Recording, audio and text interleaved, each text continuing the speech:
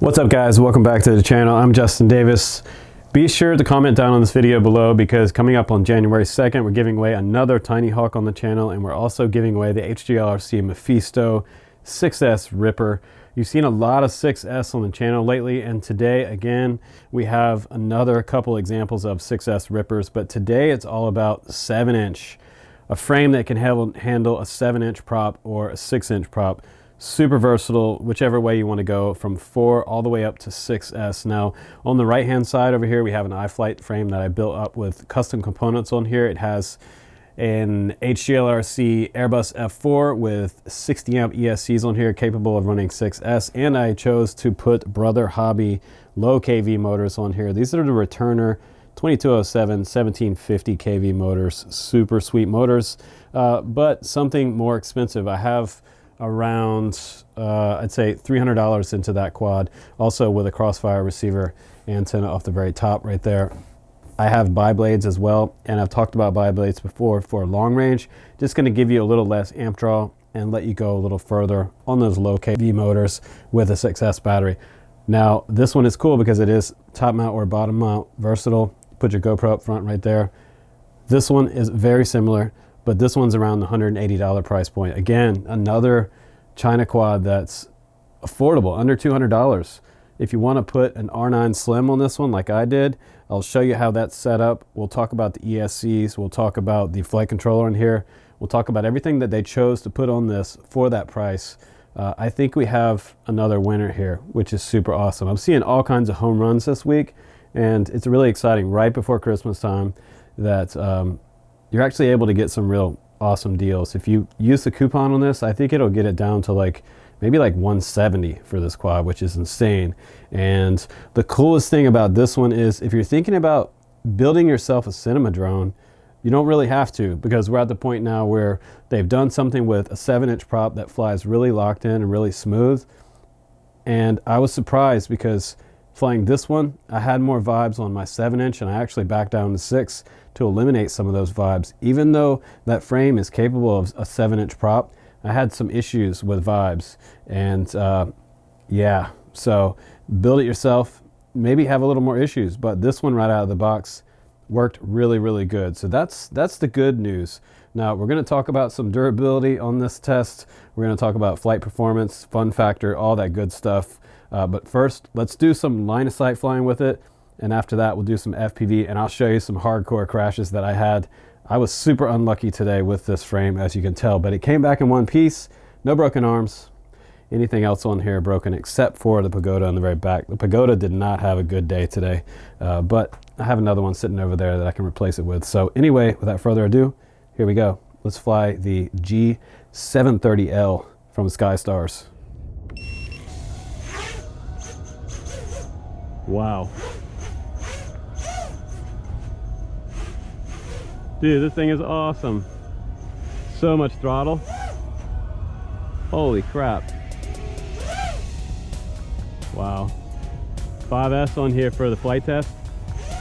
I could go 6, but I only have one 6S battery, so kind of want to save the 6S for the FPV test for you guys. Look at that control. I can really see this quad really well. And you know what? The 7-inch props sound really, really good on there. I was hesitant to put them on there because I thought there might be a lot of vibe for our GoPro view, but in the past, if I had vibe problems with 7-inch props, I would move down to 6, and it kind of clears it up. So that's what you can do there. Almost lost orientation there. See, this thing is dialed. Super dialed. Look at that. Look at that. It's crazy. It's like a whole different quad than a 5-inch for sure. Freestyle maniac if you want it. One more flip. All right, let's put it on the ground before I break an arm on this quad just goofing around. Listen how quiet the 7-inch props are. Wow. Another sub $200 6S long range beast. Here we go. All right, let's do this. This is a beautiful quad with some R9 Slim on there. All right, let's do some FPV, guys. See super excited. All right, let's go ahead and get this 7-inch off the ground. Super excited to fly a 7-inch for you guys because I haven't had a lot of 7-inches on the channel except for the one that I built custom for you guys. You have seen some footage from that one. There's some birds out here. This is really cool because this is a bind and fly 7-inch. There's not a lot of bind and fly 7-inches out there available to buy. If you wanted something like this, even like a few months ago, you had to build it yourself, and a lot of us were. iFlight's offering frames for them. You can get theirs and go crazy with it and make all the high-end stuff you want, but if you want to buy something for under $200, slap an R9 Slim on there and do some long-range miles out type of flying and turn up your transmitter to 1 watt, you can do that. So I'm just cruising and had a little issue coming up here. I passed by the power lines and I only had my module set to fly within proximity, so staying along the edge of the field, of course, and back around to the middle of the field. Right about here there's a little glitch, and there we go, right down into the middle of the field and plop. So now I have to go get it. Let's find out if there's any damage. Alright, it survived that first crash, and it was a pretty high drop with a pretty good sized battery on there, and none of the arms were fractured. Everything looks good. No delamming on the arms, so very, very durable. 5 stars on the durability test already because that drop was pretty good, and I've seen other 5-inch race quads fold in that type of drop from that altitude. So we're coming back out in the field now, and I'm just gonna feel out this flight controller. It feels really locked in on these 7-inch props, and I don't really have the rates super high, so it is flying really nice and mellow, kind of a nice flow on here. And this quad really does have a lot of bells and whistles on here. It doesn't have smart audio, which I'd like to see maybe a future version, maybe version 2 coming up. I think they should definitely work on this quad and keep this particular style quad going because I think they have something here with this quad. Also, it's important to have one of those external buzzers on there, which this one does have. In the situation out here, there's so much brush down on the ground. Anywhere near that water, I'm going to completely lose it if it goes in the water. But anywhere in the trees or down in the brush, I should be able to find this quad if I have a problem. And we did have a problem coming up here in a minute. I found a tree branch, guys. It was not a good day for my flying, but I did get a little bit of footage, and I was able to show you that this quad is also flying locked in as anything else I've flown this week. This is a 5-star quad already, and I decided, hey, I'm gonna boost over these trees right here, and I'm just gonna come back down, a little mini dive, nothing big, come back down this road right here, and wham, I found a ghost branch. Check it out, there it is, caught my 7-inch prop. I thought I could just scoot right by the edge of that tree like I always do, but I got a little bit unlucky.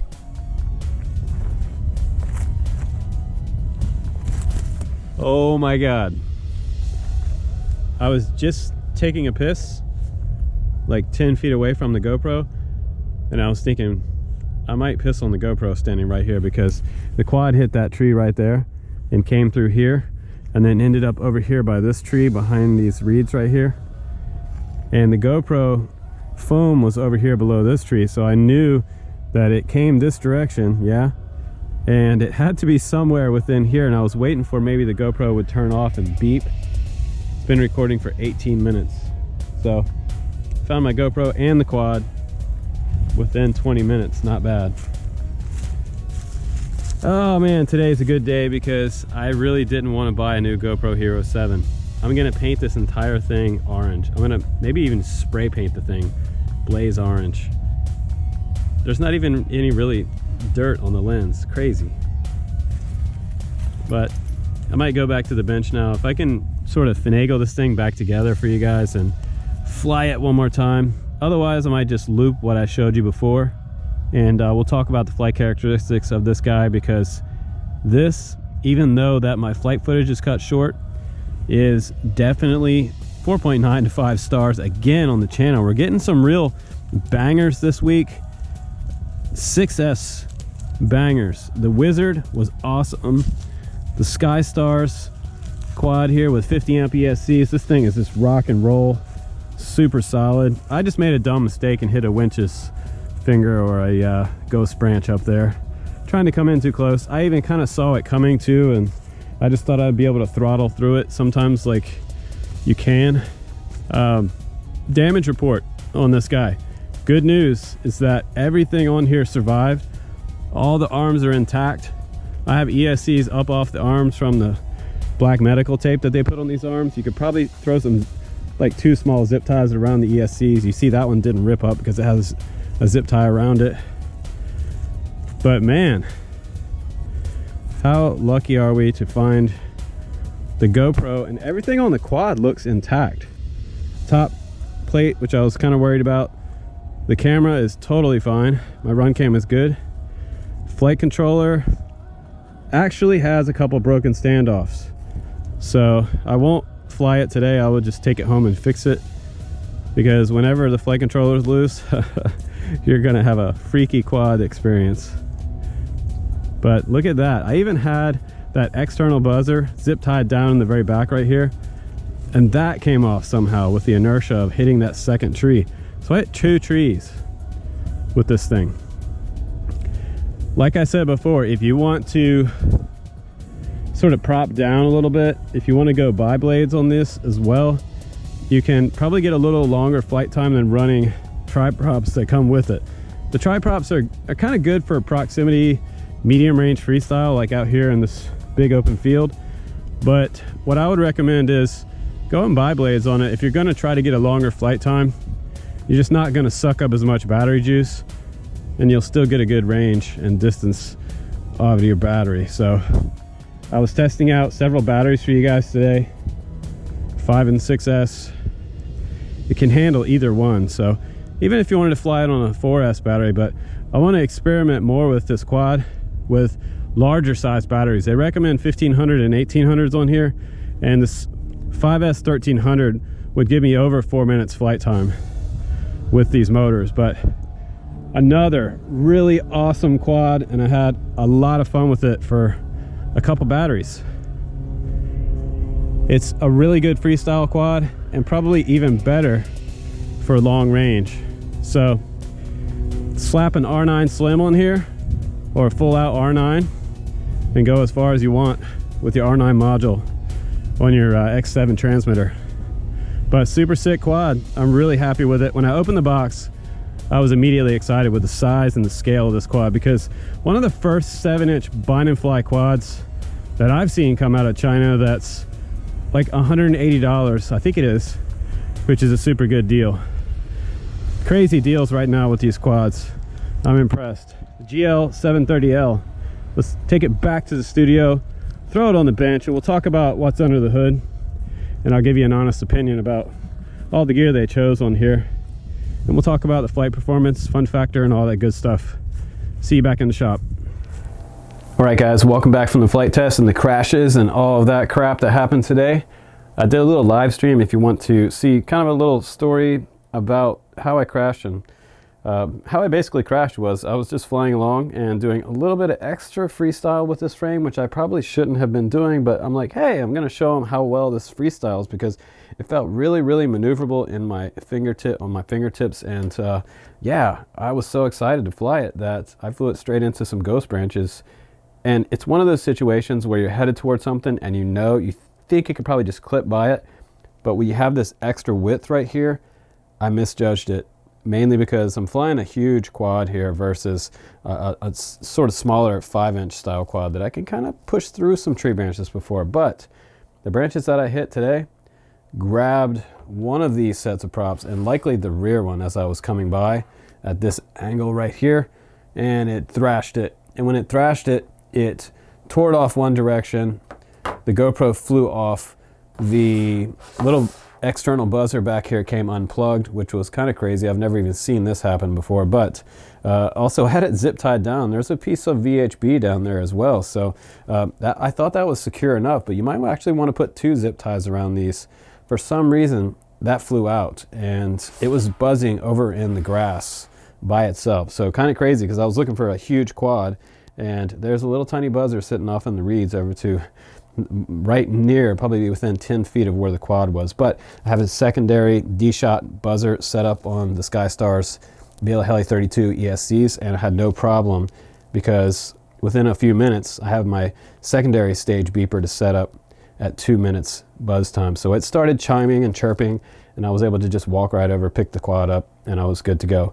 Now, upon walking up to this thing and looking at it the first time after crash inspection was interesting. This zip tie right here broke, no big deal. There doesn't appear to be any issues with my R9 Slim, which is good news. So this will go back on a quad, probably the same one, and I'll try to do some more testing for you guys. I'm just going to take that off later, but normally what you're going to do is have these two antennas set up something like that, so you get a maximum penetration behind and in front of things. Whichever way you're going with this quad, you'll get a great reception like that. These arms are beveled on the edges, by the way, and there are replaceable arms on the GL730L. That's the actual name of this one. Not sure why they named it something like that, but we should just call it the G7.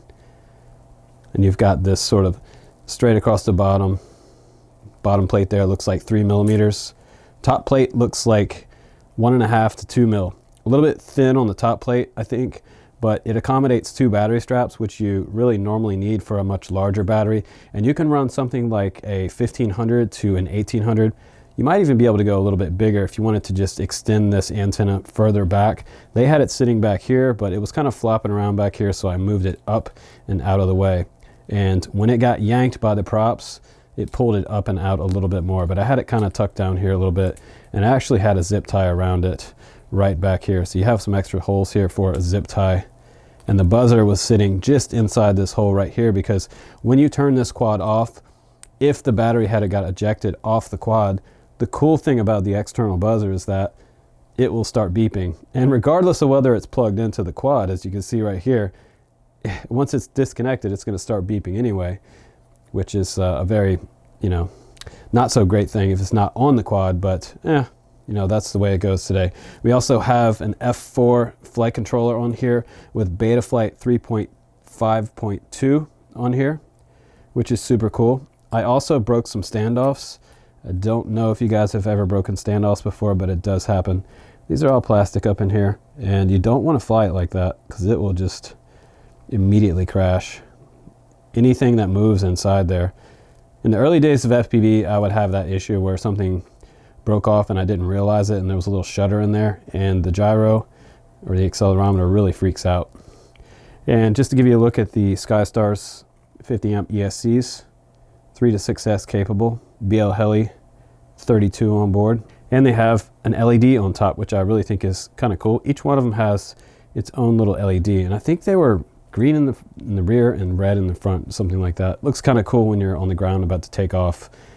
Now, the hot sauce on this quad is the Skystars motors that they put on here, 2306 1800 kV. Just to see if I can get those to go into focus for you. They have no bottom on the bottom there, 4 bolts on the bottom, M3 bolts, and the coils inside these motors don't look as good as the ones on the Wizard.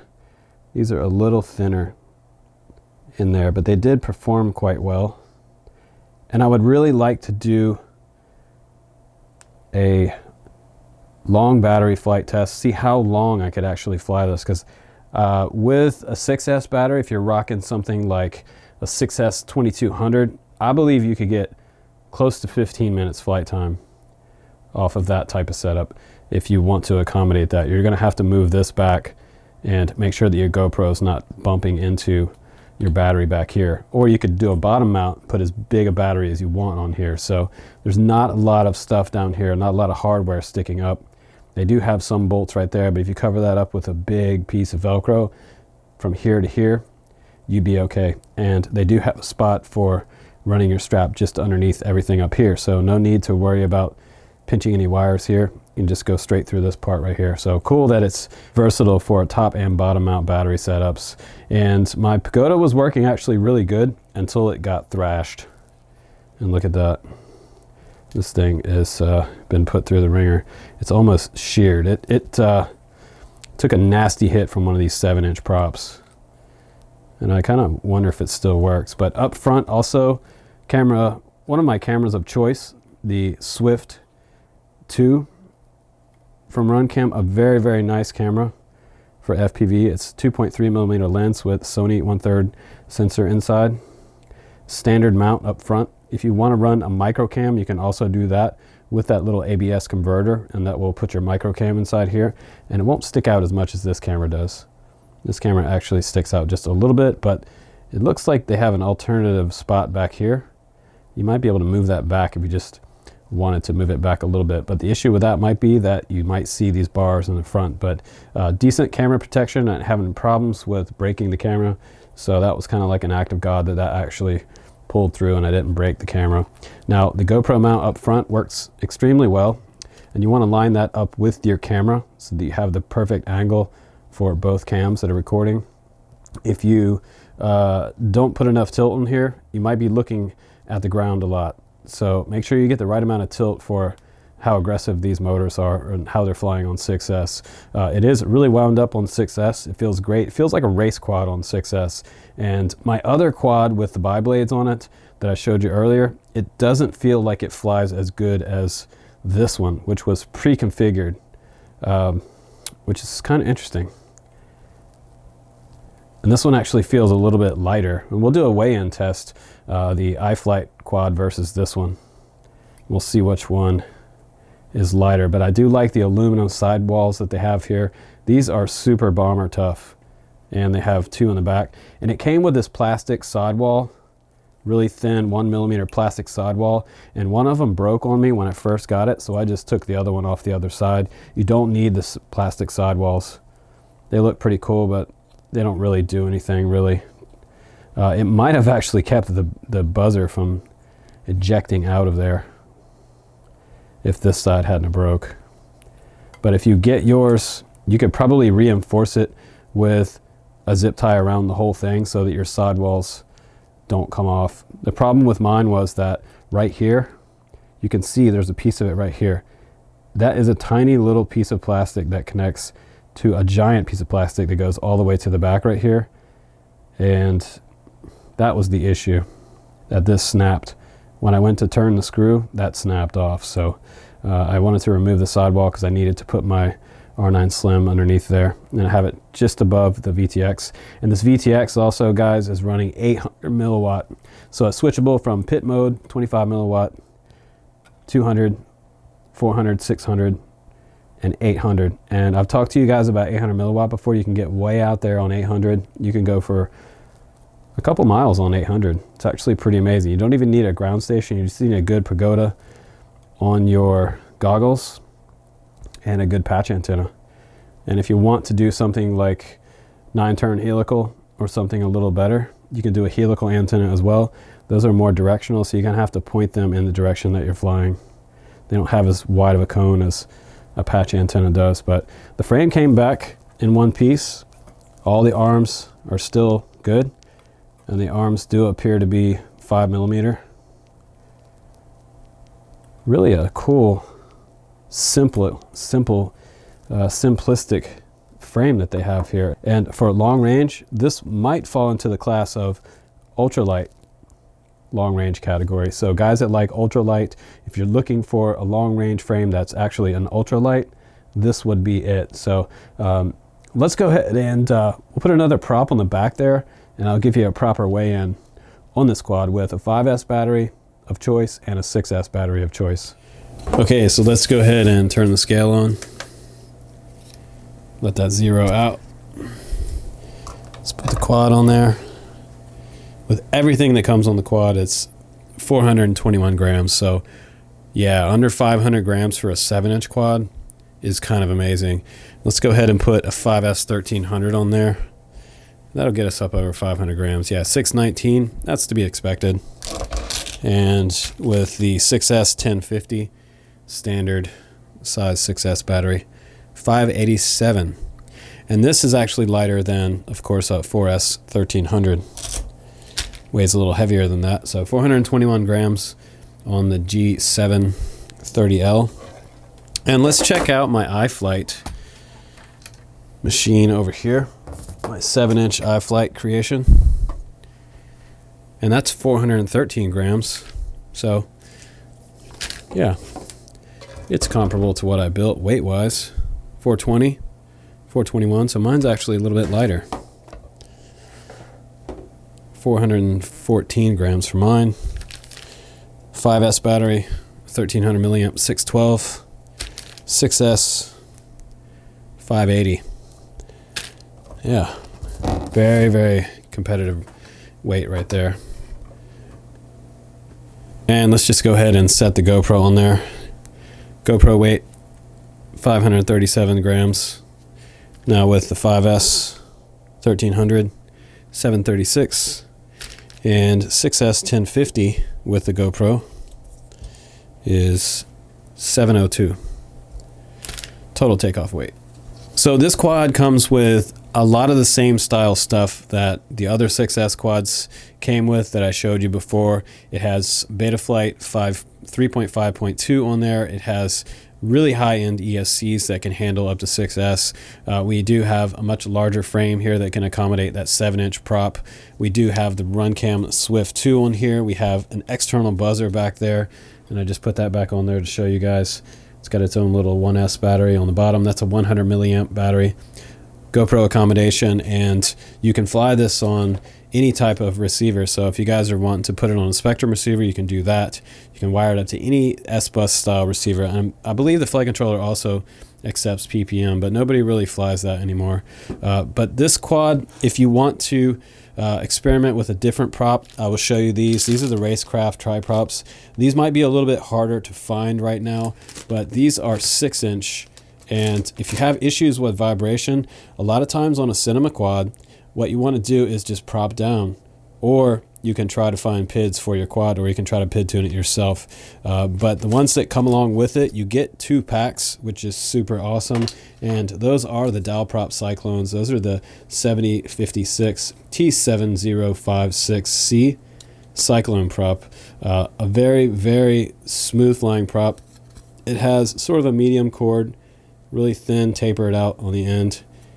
And this one didn't survive today, as you can see, but you do get 3 straps in the kit as well, which I like a lot, because you should be running at least 2 straps on your battery that's on the top of the quad. And they also give you a liberal amount of zip ties, which I love. These are the long skinny ones, which are great for antennas.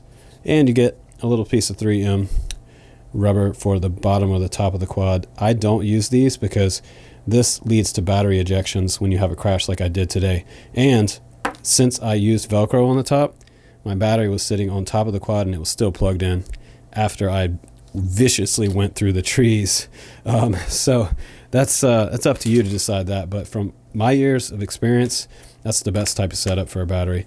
Also, guys, you want to check out some Azure Power props. And these are 6145 props. And these are not going to be the most efficient long-range props. These are probably more of a medium-range freestyle prop or a race prop if you want extra power out of those motors. So I wanted to show you guys that are new to FPV what the difference is between something like your standard 5-inch prop. This is your standard Cyclone 5-inch prop from Dalprop. I fly these a lot. This is the newer late 2018 version of this prop. I wouldn't really recommend a 5-inch prop on this setup. It's just not going to be very efficient for you. The next prop size up is going to be the 6-inch prop, and look at the difference in the size there. Just a little bit bigger. And these Racecraft props are nice because they don't draw a lot of amps. They do have a little higher pitch than I would like. I'd like to see a little lower pitch on those because a lot of the larger props have a lot lower pitch than a lot of the more aggressive props. So you can see that's not a lot of pitch there on that 7-inch. But look at the difference between 5-inch prop and a 7-inch prop. Huge difference. A little bit hard to see, but check that out. That is a massive prop. Also, very smooth flying prop. When I took off with this quad today with these props on there, I was impressed because I put these on there just to fly them for you guys because that's the way it comes and that's the way I should fly it to do an honest review, right? So I did it for you. But I was surprised because when it came off the ground, it sounded like a 5-inch. It was probably even quieter than a 5-inch. It was really smooth sounding. And right away on my line of sight flight test, I knew I had something really good in my hands. The way it was flying, I just wanted to flip this thing for days in line of sight acro and really have a lot of fun with it. But I had to put it down before I broke one of the arms just playing around with flips. But yeah, these are well deserved for this frame. This is a really great choice from Skystars for this particular quad. So I think what they have going here is a really good choice for the prop, all the electronics that they chose on this quad, the 50 amp ESCs, everything is right in time for what we're looking for in a cinema quad. So again, we have another 6S banger on the channel that is, you're probably not going to be doing any multi-GP racing with a 7-inch setup, but if you want to take this one out, do some medium range or long range flying, make some cinema style videos with your new GoPro Hero 7 or other action cam, it accommodates just about any type of action camera on top of that mount. So sort of a rooster style design up in the front of this quad, and it really does look like a nice design. I like this a lot for long range because it gives me plenty of truck bed back here to put anything I want back there. So I could accommodate GPS or any other types of modules back there. If you want to put anything else on here, you could find a place on this truck bed back here. So very versatile frame, and it flies good. So let's go ahead, give it a star rating. Let's give it a total star rating of, I'm gonna say, I have to say, oh man, I don't want to keep throwing 5 stars out there, but this one deserves 5 stars because today it was my fault and everything else on here held up. It wasn't the quad's fault that it went in. I just hit a winter ghost branch, and that does happen. I crash as well. So everything else on here survived. I didn't have come back with any broken parts except for one prop and a pagoda, and I nailed those trees. I nailed 2 trees in one go round. But yeah, I thought it was going to go perfect today, and I was just totally excited about flying this one. Fun factor is 5 out of 5. Total rating is 5 out of 5. Durability, again, 5 stars all the way around for this quad, and I think they nailed it. I had my doubts pulling it out of the box. Looking at it, it looked a little bit big, a little cumbersome, and I really wasn't too sure about it until I put a 5S battery on it to test it out, and then 6S, and it was a screamer. So I'm super happy with the way it flies. It's really locked in. The Betaflight 3.5.2 on there is rock solid. So like I said, it flies even better than my custom iFlight that I have sitting back there. So thanks again for watching my honest review, guys. I'm Justin Davis, and I hope to see you for more micro brushless and 6S quads coming up. I have some other quads coming up from HobbyMate. They sent me a couple really nice quads I'm going to show you, and I have some more whoops, guys. So stay tuned, stay subscribed to the channel, and make your comment down below because more drawings and giveaways are coming up at the end of this month. Merry Christmas, everybody. Hope you're having a good holiday season. I'll see you on the next one. Take care.